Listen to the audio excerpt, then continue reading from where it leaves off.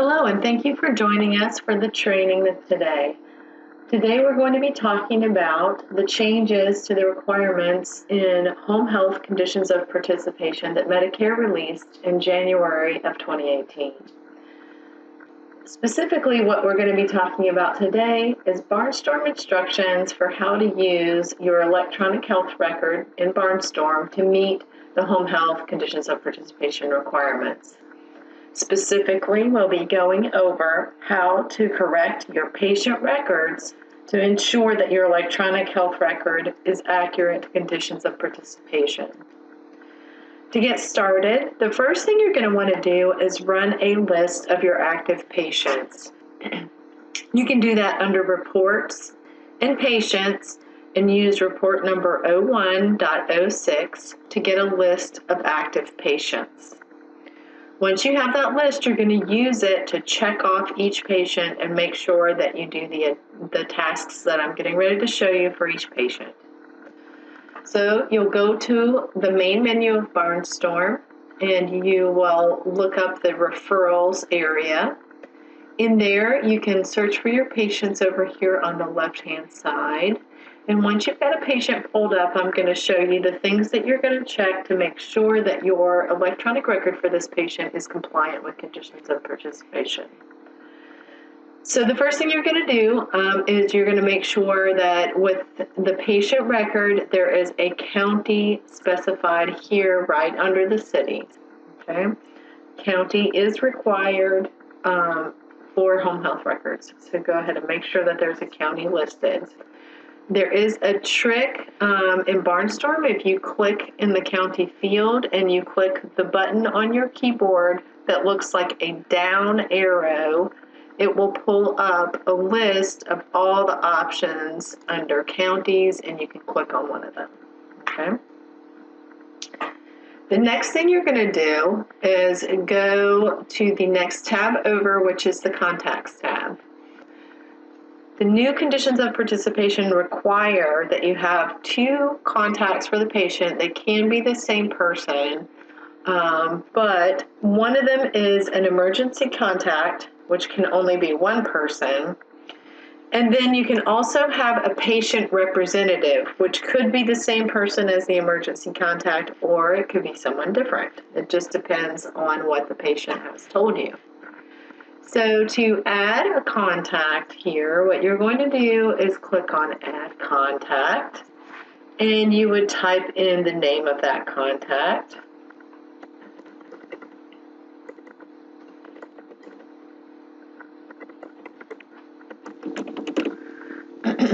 Then you can put in a phone number here. And if you have any other information about the emergency contact, you can put that in. You can also indicate that the person up here in the upper right is the primary emergency contact. And if you have any other information about the person, you can put all of that down here, and it will be available within the emergency contact record. Okay, then you're going to click on Save, and when you come back out, you'll see that you now have a contact listed here. Okay, so you can keep going and add another contact if you have another one, or now that you have the emergency contact for the patient, you can keep going here. So at least one contact is required according to the conditions of participation. From here, you are now going to go to the Emergency Plan tab. The Emergency Plan is a requirement in the conditions of participation that requires that you have procedures and policies in place for your emergency plan. So there is more required than what you see here. However, this is what's needed for each patient so that you can pull your emergency plan and have that available to comply with whatever your emergency plan procedures are. So the most important thing on the emergency plan is the risk level for the patient. You can read more about the risk level in the conditions of participation requirement. But basically what the risk level is what level of risk the patient is at in an emergency situation, such as a power outage, a weather event, or something like that. So what you'll do is select the risk level for the patient based on what their medications are and what their health condition is. Like I said, you can find more about that in the specification itself. You can also specify a priority level in the event of an emergency when the patient would need to be contacted. Okay. There are evacuation plans in here as well as special needs, where you can click on special needs if you need to, and you can type in needs as well. Okay, so all of that is in the emergency plan. There's not a save button on this screen because, like all of the screens in the referral area, the screen saves automatically when you go to another screen. So for example, if I go to directions or if I go to miscellaneous and I come back to the emergency plan, I can see that it's already been saved. So those are the things that you're going to do under patient information. At this point, we will go over to the top tab up here that's called Doctor and Pharmacy. The conditions of participation require that you list any other doctors that the patient visits. So if the patient has consulting doctors, you will need to go and find those doctors and put them into the record.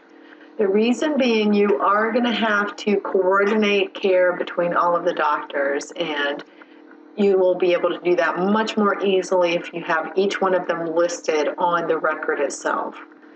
So by adding consulting doctors, you'll be able to find them very quickly. You can put in up to 8 consulting doctors. So you've got your primary doctor up here, and then you can put in up to 8 consulting doctors. So I will just add a couple of other doctors in here. And you can see how easy that is. I just put the first 3 letters of the doctor's last name and then click on the doctor, and it's the same process as you would normally use to add a doctor. The last thing you're going to want to do is go up to the top under the Employees tab, and here you're going to find all of the employees who work with the patient, and that's what you're going to want to add to the list. So I'm going to start looking up other employees.